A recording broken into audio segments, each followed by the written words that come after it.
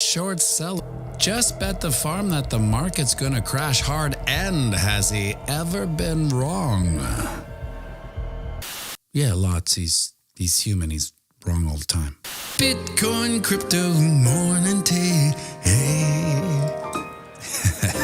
Good morning, everybody. My name's pianomattyb. That is Scaramucci's. This is your morning tea.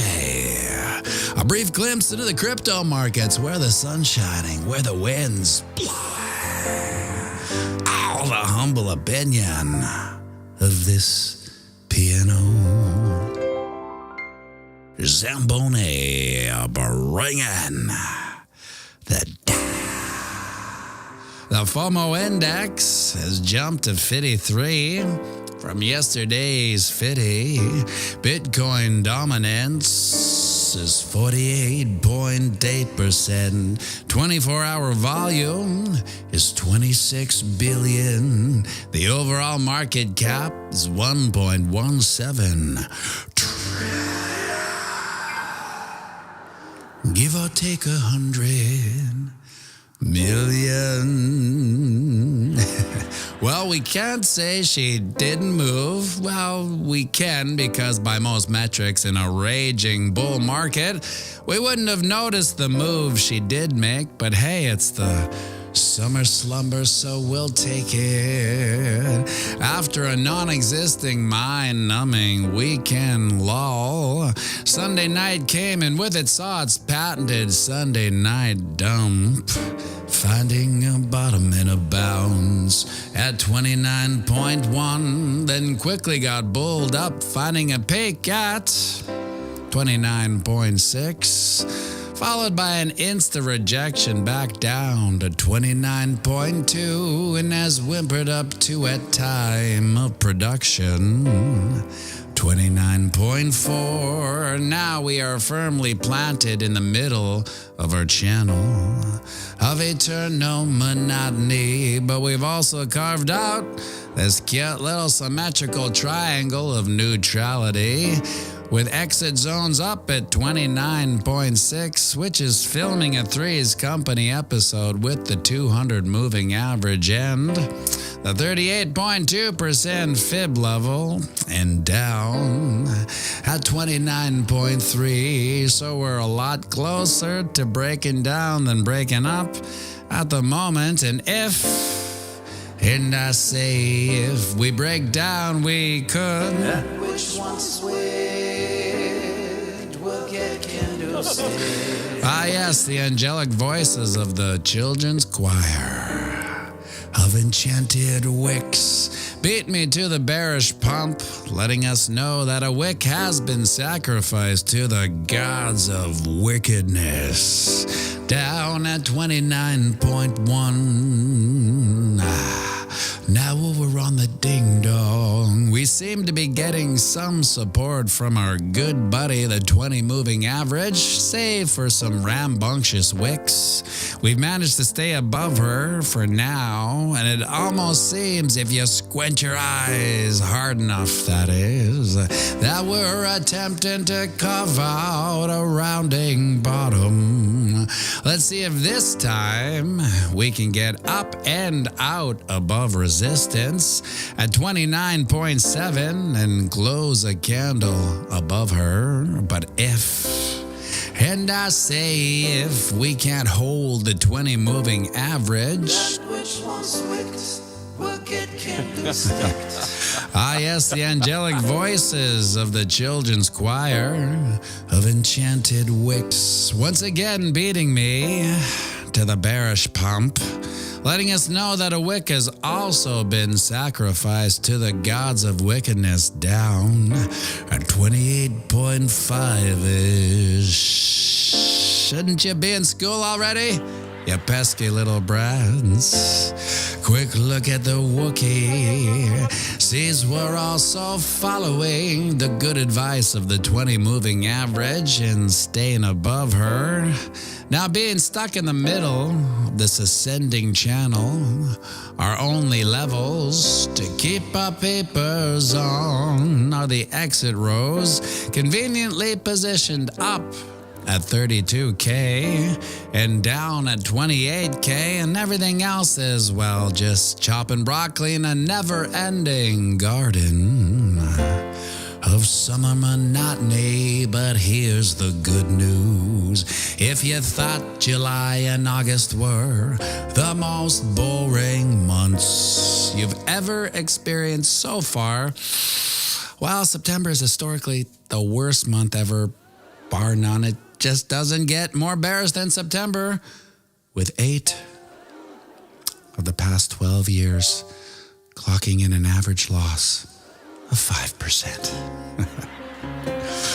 Oh, and would you look at that, my friends? The sun is up. It's another beautiful day here on planet Earth, a day none of us were guaranteed. We're not guaranteed these days, but we're lucky enough to have them anyway. So get out there and knock them dead. And remember, we're playing the same game as our psychopathic elected leech. And that's right, it's the long game. So zoom out and have a fantastic day.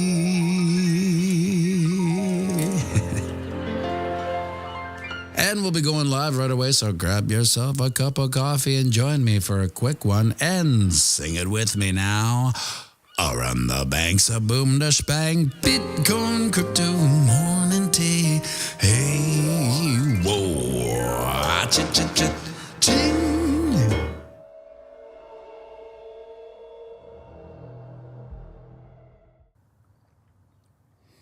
Another beautiful day here in planet Earth. A day none of us are guaranteed.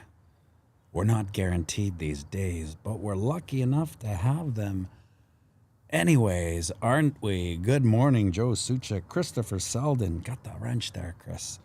Johnny December, pianomattyb, OG down in Belize. Jeez, every time I see you in the comment section, I wonder, can I just, move the family down to Belize or something like that and start the piano bar there? Is it possible?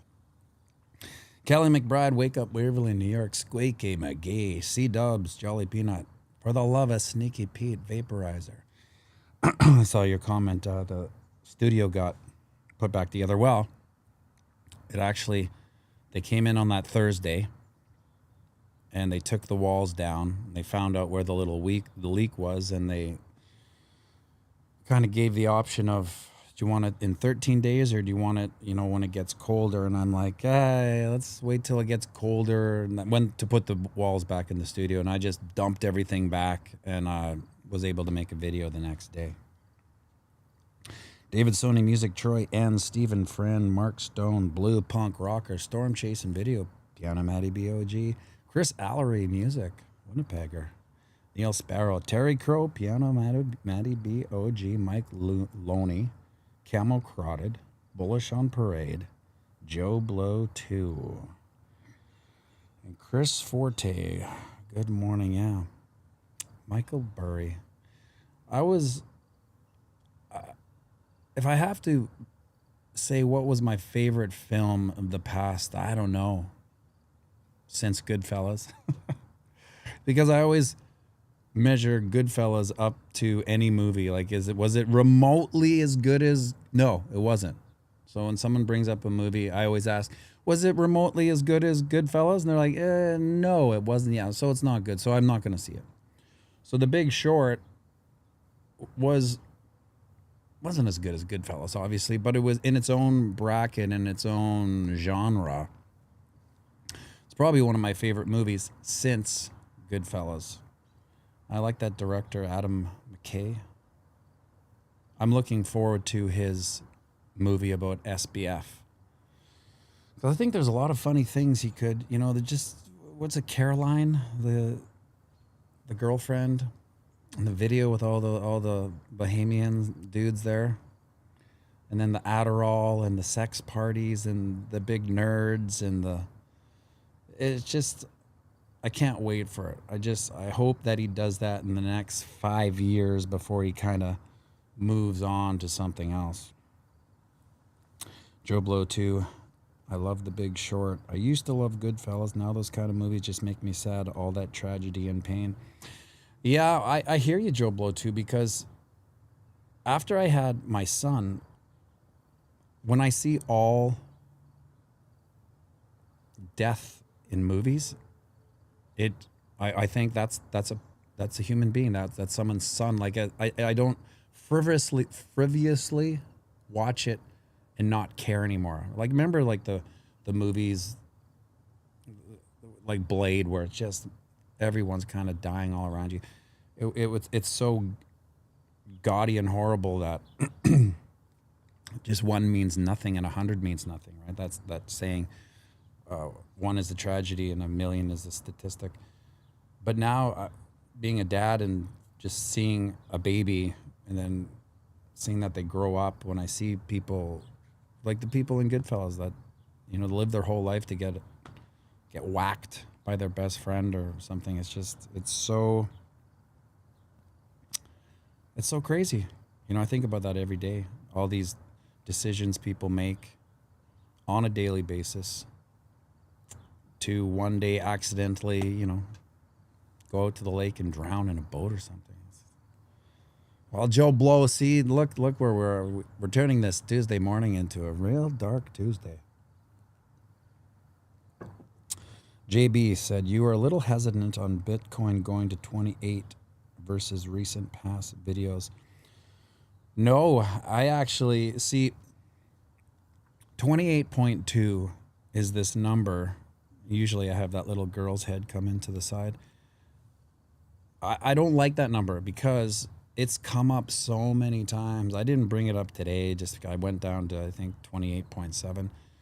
But 28.2, I've said probably a dozen times. So, when that happens, when I read my scripts back and I highlight all the numbers, I see 28.2 come up a lot. So I feel like we just kind of got to get that out of the system. 28.2. Will it? I don't know. Bumblebees and butterflies. Joe Blow 2, yeah. That's about it. So yeah, 28.2. Michael Burry, shorts the S&P and the NASDAQ. Normally I wouldn't care because it's like Doug Casey says. If you make predictions, make lots of them and all the time. So he does make a lot of predictions. He does short a lot. And then, when it doesn't come true, he kind of buries it for some reason. I think that's how the market depicts him, like he's burying his tweets or something. Like, let's say he shorts something, tweets it out, then he gets rid of it. I don't think he's doing that. I just think he's just probably hates Twitter and just always wants to clean up his mess, so to speak. Yeah, Joe Blow 2 says, does that work? 93% of everything. Yeah, that's what I was getting at, is that the fact that he's put it all on the line and, that's all is it 93%? Who said that? Is it really 93% of his holdings, or what is his company called?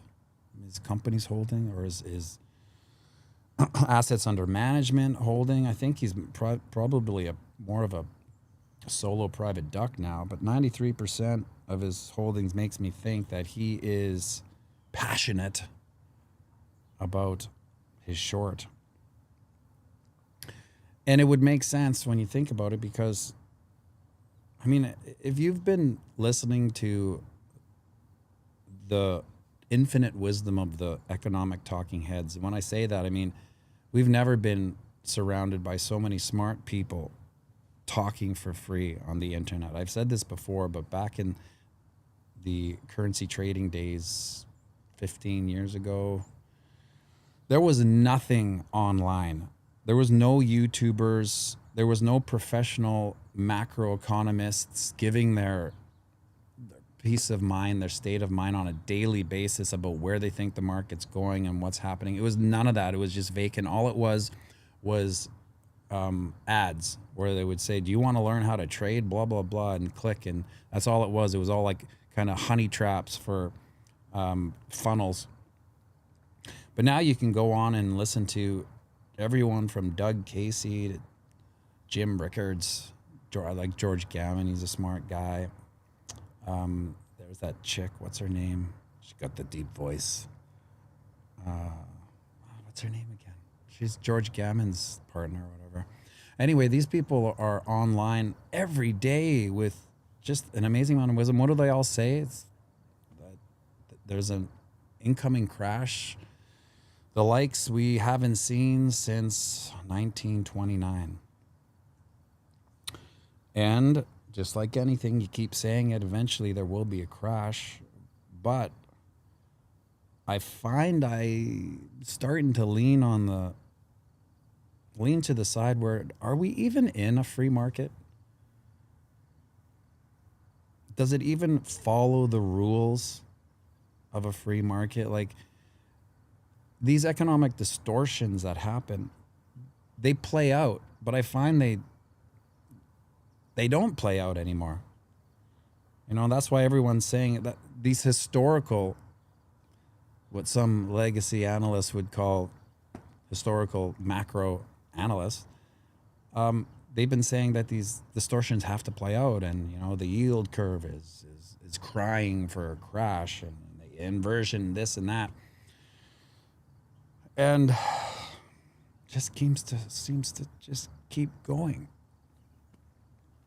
But inevitably, there has to be a correction if the natural rules still apply. So my question is, do the natural rules still apply? Are we up in Canada, they don't even teach the concept of a free market here. It's not called a free market. It's called a planned economy. That's the one thing they do teach you in social studies in grade 8. They give the free market, planned economy, socialism, I suppose. I can't remember what they call the third one, but planned economy, it's much closer to socialism than it ever is free market. So has the state's been taken over into a planned economy? Because these natural distortions, they just don't fix themselves. It's like they become a staple within the historical chart. We all know where they are. We all know how they should play out. We all know how historically they play out. But they just don't. Joe Blow says it's from a public filing, some kind of numerical F form. Warren Buffett files the same from this. Oh, I gotcha, yeah. There was a press statement stating it was just Burry personally, not his fund. Okay, yeah. Well, even more so. Maybe not. I mean, if his conviction was so high, maybe he would have muscled his hedge fund into it. But I guess maybe after the movie we all saw, maybe he doesn't do that anymore with his hedge fund, with the people that he's on the hook for their money.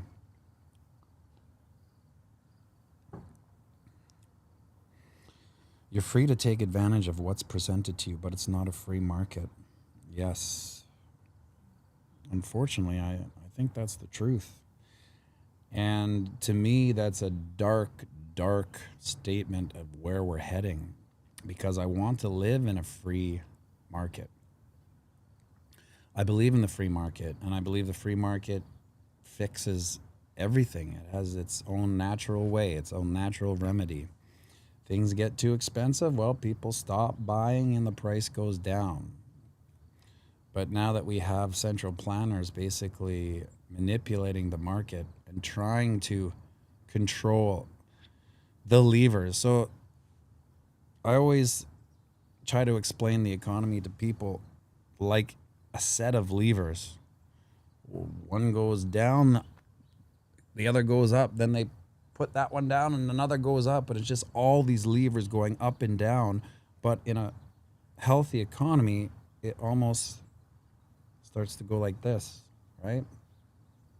But now we have these psychopaths at the Fed who are like pushing a lever down, and then this one comes up, and then they're pushing that one down, and so now it's got this inverted little lever. Then it breaks, right? And then they stick another lever on to fix it. So it never really gets to fix itself naturally, and we just go into this epic dud storm of distortions that will, I don't know, either never get fixed because they have such control over the planned economy that they can just manipulate it to no end. Good morning, Matty B. Pianomattyb and Piano Crew. Tropical storms keep knocking the power and internet. Hope to catch the rest of the show. Have an epic day. Hey, Misco. How's it going? It's not really capitalism, free market. It's more like creditism. We keep using fiat to prop up the market. Yes, we do. And I mean, we all know that that's the root of the problem. Because when the money's fake, everything's fake. That's why you have these. One of my conspiracies I'm mulling over in my head is the concept of the dual economy that's existing beneath us right now. With the ESG and the woke insanity, we have companies basically committing economic suicide, and for everyone in the free market, let's just call us on this stream here, everyone here understands it, believes in it. We're like, well, why would they do that? Why would Bud Light take that cyanide pill and lose $40 billion? Like, before, a company losing $40 billion, well, they would be out of business. You know, I know Anheuser-Busch is probably this massive 12-headed snake of this one loses, this one gains, I get it, but unrecoverable historically. Now it's like they just keep kind of going on. No one buying their stuff. They still exist. So the concept of the dual economy is that the ESG is basically giving them credit for the incumbent economy that will be based on social credit scores and not so much on a free market, unfortunately. That's what I feel it's going, and I hope I'm wrong on those. I hope I'm wrong on everything, because I would like to see the free market break through like the Kool-Aid guy and just bust the nut of this ESG BS and all. I kind of feel like we're heading there, but of course I live in a bubble, and I choose to nowadays associate with people within my bubble. I find I don't have the patience for conversations with people who are kind of just lost forever in Yonkers and will never get out. It's just, there comes a time, you know, I've said it before, you can't save them all. You just got to bid adieu to them. Have a nice day. We'll see you later, and then move on. And that's what I've kind of been doing. So when I think about the Kool-Aid guy busting through and the free market winning, and don't get me wrong, it's not going to be a joyous victory. It'll be painful, because these distortions that took years to form will take years to play out. They will follow a historic crash and dump, obviously, but that's why we're in Bitcoin. I mean, we're here to save our wealth in Bitcoin. So the market can go to shit and it'll take Bitcoin down with it. But Bitcoin is the kids that are first back in school after the fire drill that takes everyone out. Fire drill being the incoming crash that may or may not happen depending on how you look at the free market or planned economy. But once everyone exits the school, i.e. the market, the first kids back in that class are the Bitcoiners. We know that. Misco, I missed your past couple weekend shows. Been very busy. I always enjoy them. Well, thank you, Misco. Yeah. You know, it's such a tight community there on Fridays and Saturdays that we do know when someone can't tune in. And people always say, hey, where's Misco? And Bitcoin to hedge the pain that is inevitable with the crash. Exactly. And then we will learn Dirty Gary is the Kool-Aid costume. Oh, God. Yeah, well, I heard some rumblings that he might be on his way out again. I don't know where these come from. I just think it's like wishful thinking by people like us, thinking, how can this... Oh, here comes Fibonacci. Avec bird in mouth. Psst. Oh, he's such a savage, this cat. He's not even going to eat it. Get out of here. Don't bring that bird here. He's a savage. Like I said, he's a psychopath. Is that a bird? Yeah, it's a bird. It's gross. So he's going to take it in the backyard and probably, who knows what he's going to do with it. Fibonacci, a psychopath. That's why I don't trust those Siamese. They're another breed. I told Duke that to wake up. He was that him or is that me? Oh, I know I'm seeing the other YouTube thing. Has anyone heard about the 4-year Federal Reserve cycle and Satoshi designed the having to coincide with the Fed 4-year cycle? No, I haven't heard about the Fed 4-year cycle. I guess that comes down to the whole, is it on a cycle anymore? Or is it just constantly manipulated to never work? Oh, snap. Here's the duck. Are you there? Hi, buddy. Are you coming in or what are you hooked on? What were you hooked on? I was making noise. Oh, I see. Well, Duke, are you bearish or are you bullish this week? Bearish. Bearish? How come? Because, Why? I don't know. Do you remember what the 61.8% Fibonacci level is also known as?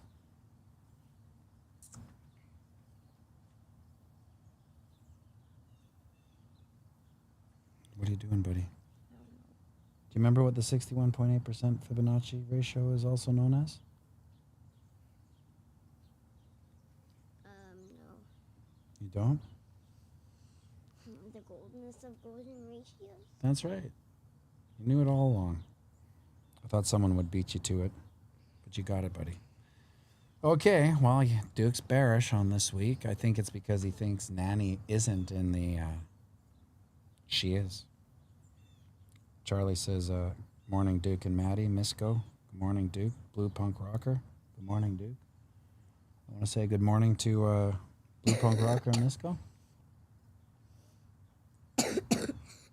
What's with this cough, buddy? You know, Nanny's going to have a conniption fit hearing this cough. He needs to go to the doctor. Anyway. Okay, buddy. How about we sing the good people out today? We're playing the same game as our psychopathic elected elites. That's right. It's the long game. Show you and day. I want the banks to boom this bank. Bitcoin with the morning tea. Hey. See you, buddy. Bye. Thanks for tuning in, everyone. Have a great day. We'll see you tomorrow, Wednesday. That's right. The ETF, European ETF, was launched. And what did the market do? Nothing. See you tomorrow. Make sure you like and subscribe and share this video.